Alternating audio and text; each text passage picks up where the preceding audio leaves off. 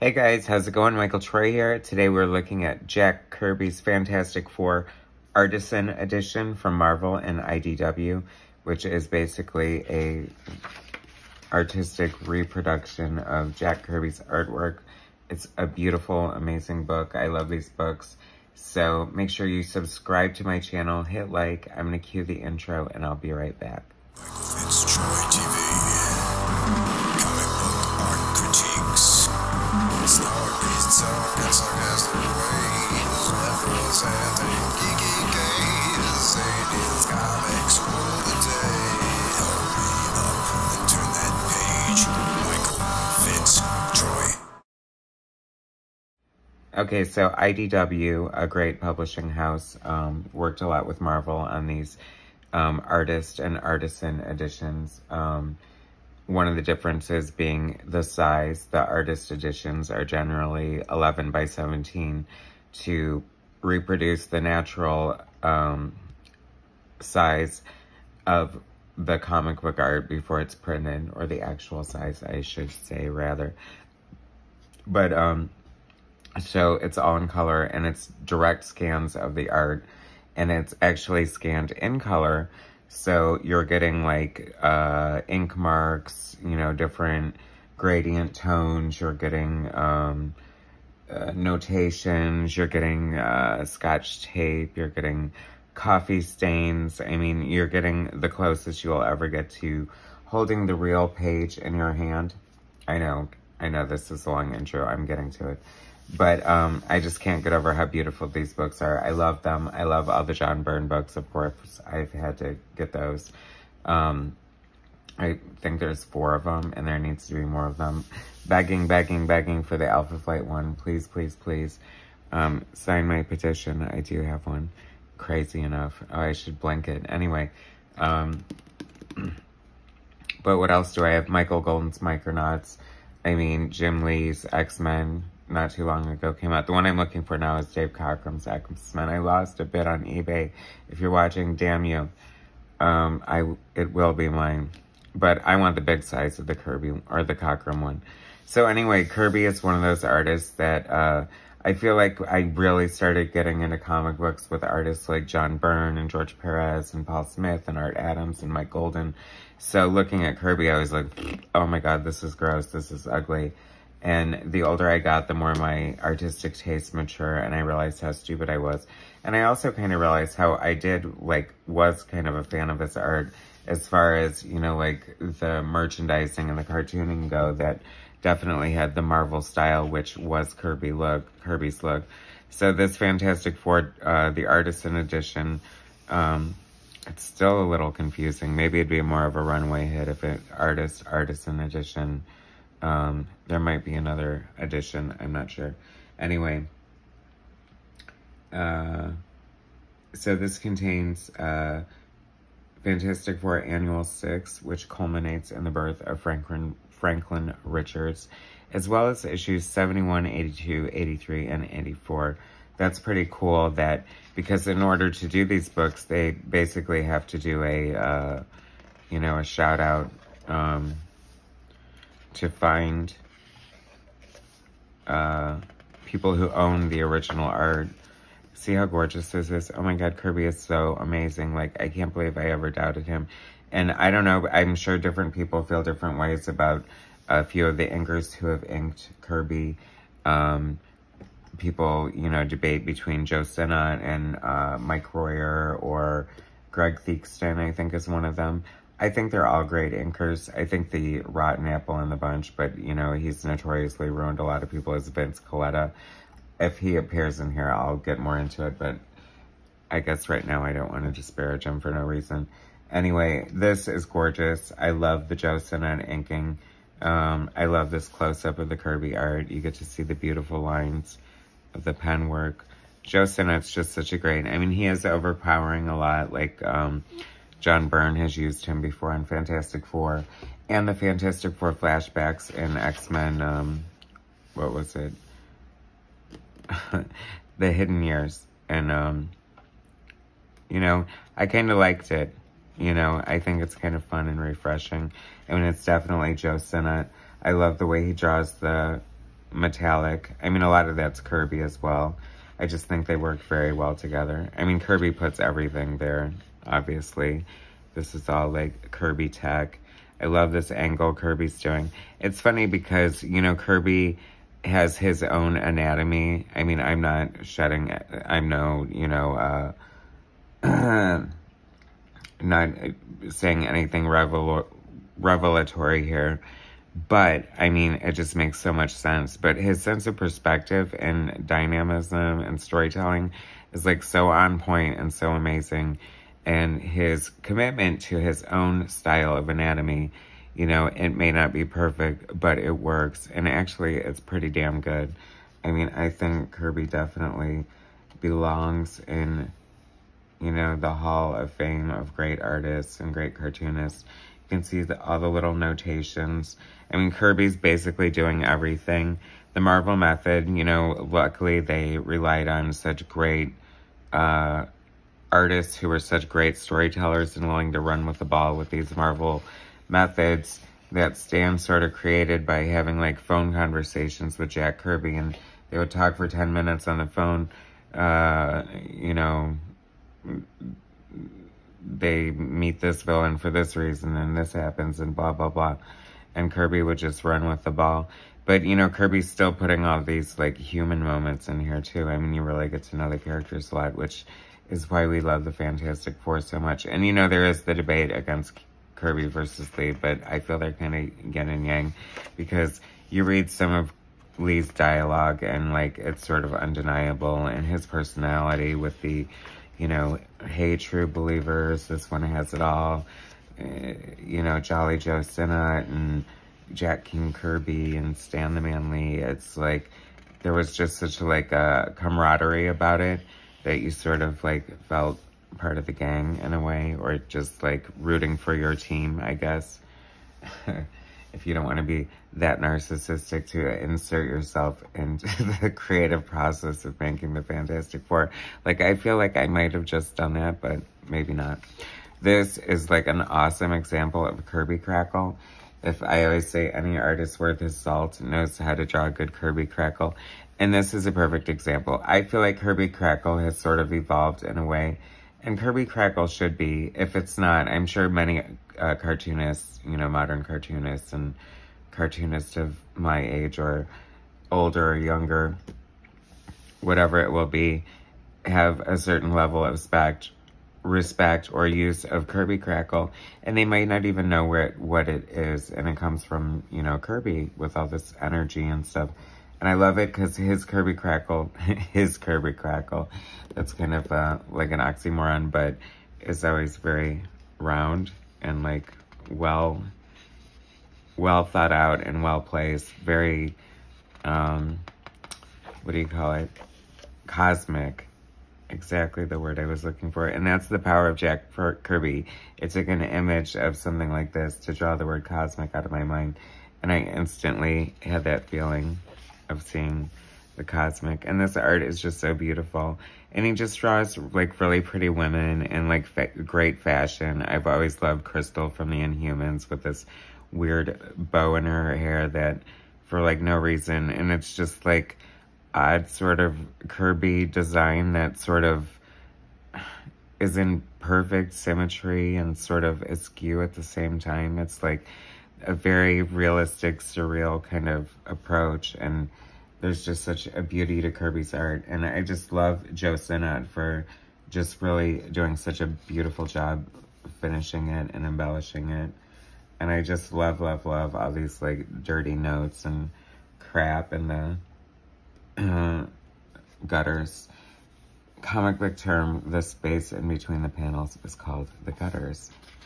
How do you like that for a little comic book glossary? Oh, that's a great shot of that perfectly, like, no detail. I don't know, that's so cool. It's like sort of giving me OMAC vibes or something. I would love to have OMAC in a big version. I think that's the way it needs to be seen. There might be one. I'm going to have to look that up. I'll keep you posted, guys. That's so great. I love that. You get a little glimpse of Kirby Crackle there. And that is like a commitment to a living room. See, this is comic books. Like, this is why Kirby's great. And this is why maybe he raised the bar too high. It's like, he's just giving us, and Joe Sinna, bless him, is inking all of it, but, you know, we've got this full-on living room with, like, cascading walls leading down and, like, paintings on each one of them, and, you know, this glass coffee table with plants and ashtrays and crap all over it. A bottle of God only knows what Reed's giving to. But I love it. Just very beautiful. I mean, in a way, it's so weird because Jack Kirby, you know, obviously, well, maybe not so obviously, but did several genres of comic books before the Fantastic Four, and he was 44 or 45 when the first issue of Fantastic Four was published. And I think that's a great example of, I don't know, you know, it's like, I was going to say, you know, coming to success later in life, but who's to say he wasn't successful? I mean, he was a successful Western and romance artist and a successful cartoonist because he was making a living doing it, and God knows he wasn't given his due. But, you know, that's not for me to say, I guess. Anyway, common knowledge, huh? So this is cool. This is Jack Kirby he went through a phase where he was like into these collages. And forgive me, I want to say it's like Comic Book Nerdist, maybe, I don't know. But somebody just recently, not too long ago, did a YouTube video on the Jack Kirby collages. It's worth, I don't know, you know, magnifying glassing when you look for a video. And it's worth doing that to look for it, because just seeing, like, it's an in-depth of Jack doing all these collages and how into it he was. And he would take, I guess, comic books, like, yeah, apparently he drew them himself and then would somehow, oh, it was probably on vellum, perhaps. And then he would overlay it over these collages that he would get from, like, magazines from, I don't know, I want to say like the 30s or something. I don't want to say the wrong thing. But either way, they were old magazines, like fashion magazines and things like that. And he would create these beautiful collages. And I thought it was such a great evolution of his art. So I'm glad that that's included in there before I get too hung up on it. This is so cool and cosmic. I love it. Like I said, he's so diverse with what he does with these circles. And I'm guessing a lot of that is Joe Sinnott too, because I feel like he brings that to Byrne's work. Although it's hard to think, it's hard to know for sure, because I think when Byrne knows that Sinnott is inking him, he definitely, I feel like, tries to channel Kirby a little bit more than normal. I could be wrong about that. Annihilus is amazing. What, you know, Kirby always came up with the best villains. I mean, Darkseid, does it get better than Darkseid? Maybe it does, because this design for Annihilus is so cool. And even though he's like green and purple, which is always made me feel similar to the Green Goblin. However, my introduction to him was during John Byrne's run, who John Byrne is my main Fantastic Four guy, but I am definitely loving all this and wanting to, like, do a read-through. I might have a Marvel Masterworks of Fantastic Four coming up, hopefully. That would be totally awesome. I remember reading it, I think, when I got it, and thinking how totally cool it was and what I was kind of missing.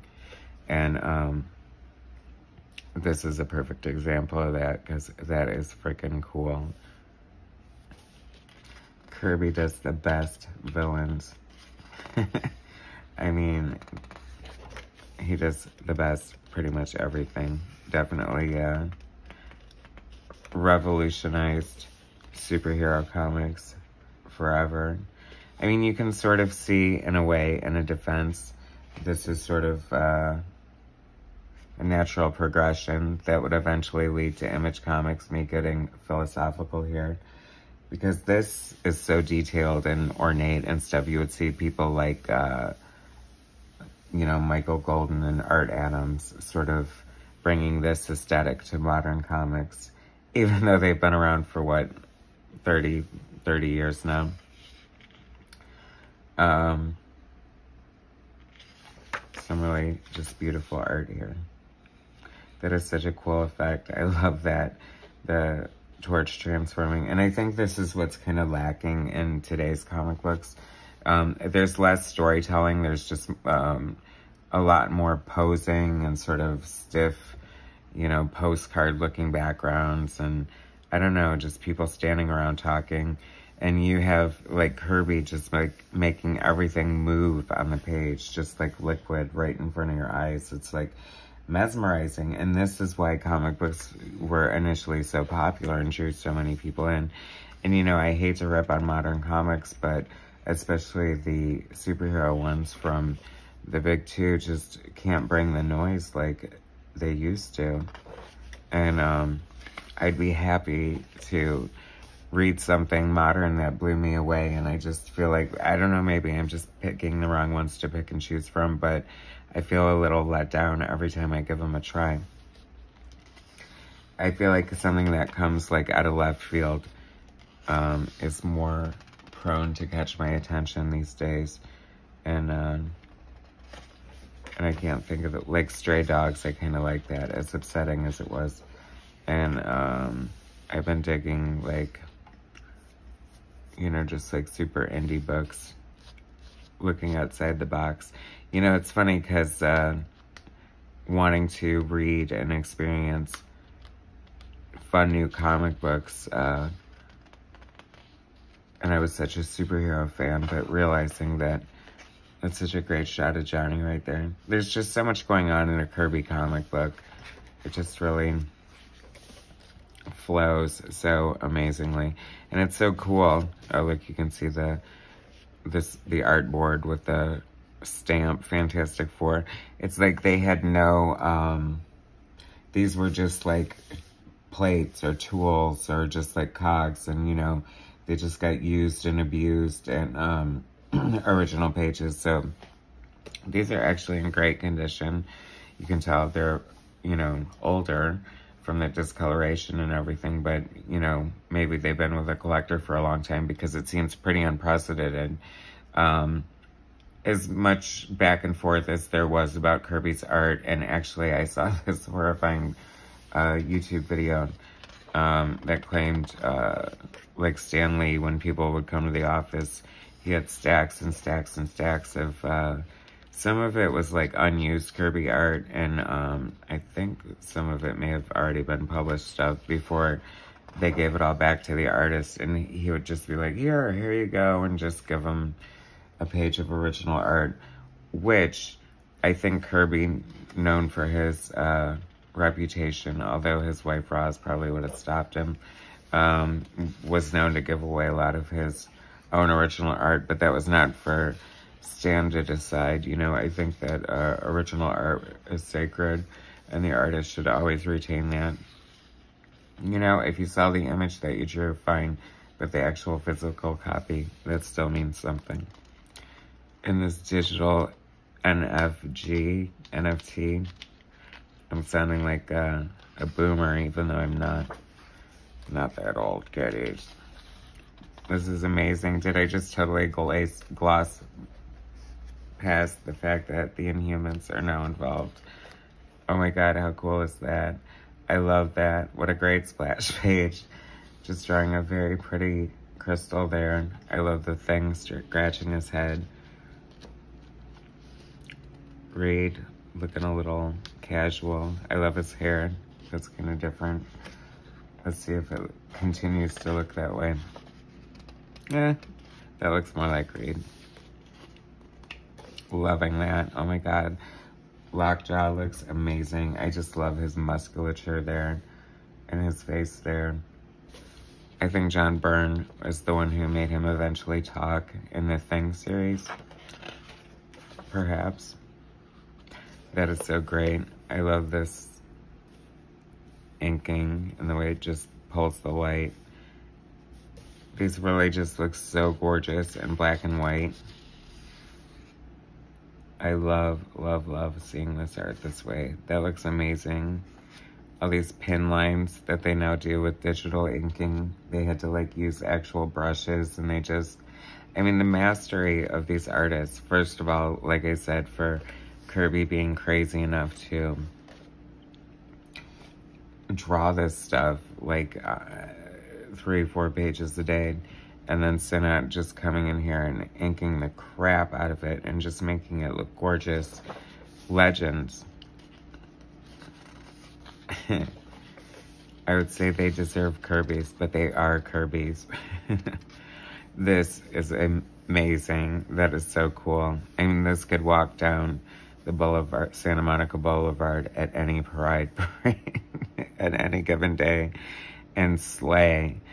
However, it's still an amazing design. I love it. It feels so futuristic and looks so cool. And I just love his faces. Like, I think that's another reason why I knew I loved Kirby, yet I didn't know, because didn't he design Thundar? Yeah, I feel like he had a hand in designing Thundar. And that looks totally like a Thundar face or a He-Man face or something, which I love that aesthetic. And it's so cool. It is just so cool. This guy's, you guys, I think this might have originally been like an artist edition, the bigger hardback, which I would have loved to have been able to afford, but I couldn't pass on this Artisan edition because it was only like 40 bucks. And if you're not a Kirby fan and you want to be, I suggest this because it's super cool. And if you are a Kirby fan, you need this. I felt like there was a third selling point, but that's it. Oh, if you're just a fan of amazing art and maybe an artist yourself and want to learn a few tricks. I mean, I feel like this is like a $40 college course right here. I mean, you learn storytelling, you learn line weight, you learn a sort of anatomy in a way, you learn storytelling, you learn perspective for sure. Just by looking at the different choices he makes. He always keeps it fresh. You know, this is like a dead-on shot, but this isn't one he's done like a million times over. It pretty much stands out by itself. And then someone like comes back with like 50 examples of the same pose. And you got great Kirby Crackle right there. Shall Man Survive? See, this is what I always say. This has a lot going for it as far as what I love about great classic comic books. First of all, it has this, like, subtitle right here. And then it has the main title. And then it has them all speaking. And then it has them using their powers, or at least Johnny. There's Kirby Crackle everywhere. You get the credit box here with the nicknames. You got Stan the Manly, you got Jack King Kirby, you got Embellishment Joe Sinnott, that must have been before he got a nickname, and lettering Sam Rosen. So they're the supporting actors here. Anyway, they're just as important because they bring so much to the aesthetic. But then you get the captions, but they don't do so much anymore. And you get your sound effects, which will be here any minute. That's amazing. That is like so sporadicus. And here come the Inhumans. Frickin' love the Inhumans. I became this huge George Perez fan because that's a great shot of Black Bolt. Any tattoo people out there who feel like they need a new tattoo, whoop, there it is for you right there. I was a big George Perez fan because of the Teen Titans. And so I found out he drew the Inhumans, and they had this, like, 7-pack, the first 7 issues, for, I don't know how much it was, but I bought them, and I was really disappointed because it looked blocky and blooky like Jack Kirby. That was before he sort of had his transformation in his art, and I was a little disappointed, but I still love the Inhumans. I've always loved Medusa. I thought she was cool. Triton, Karnak, Crystal, Gorgon, Black Bolt. Black Bolt is so cool. If he opens his mouth, it causes earthquakes or whatever. And they live on the blue side of the moon. And more luscious Kirby Crackle right there for you. crystal using her powers. I love that. That is like quintessential Kirby right there for you. This is such a beautiful book.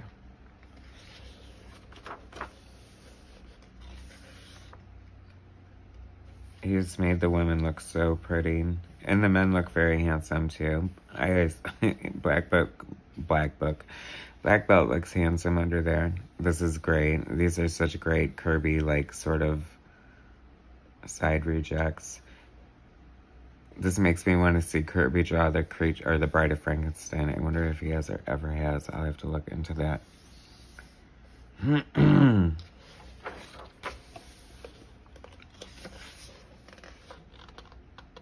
It's so funny what I didn't find super exciting as a kid, I love now.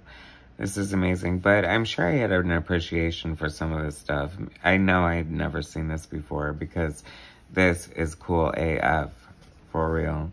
It's funny because you can see sort of like, he might have, I don't know if, who redrew it, but it looks like somebody redrew it and they cut it out and pasted it over the original image. And it's funny how you see that a lot in older comic books, I feel. Well, I mean, you don't see it now because they can do it all digitally. But it's pretty funny because they took such care, and, you know, it wasn't, you know, they had art directors and, you know, they did art corrections, and sometimes I think it didn't work out how they, I don't know. Sometimes I think the artist took issue. On one hand, I think they should have given them enough time to correct it themselves. But, I don't know.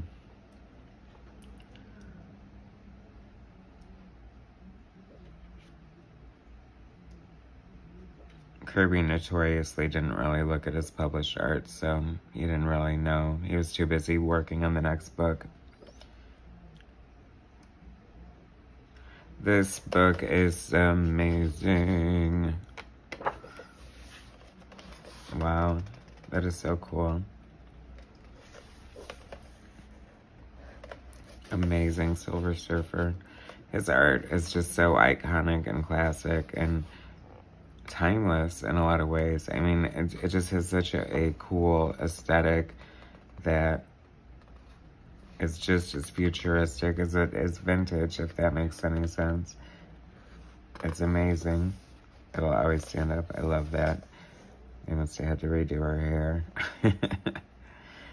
But the fact that he took such care in it, or they took such notice, that is so cool. I just love that. That is amazing. I love Sue's dress and Thing's suit. He had kind of very fashionable looking characters. I mean, did Kirby slouch anywhere?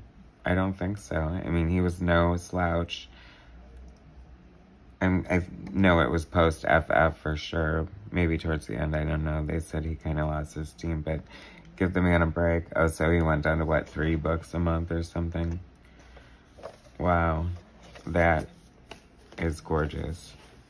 Jack Kirby's Fantastic Four Artisan Edition from IDW. Thanks so much for watching. Please subscribe to my channel, hit like, share my content, and I'll bring you some more later. Bye, guys.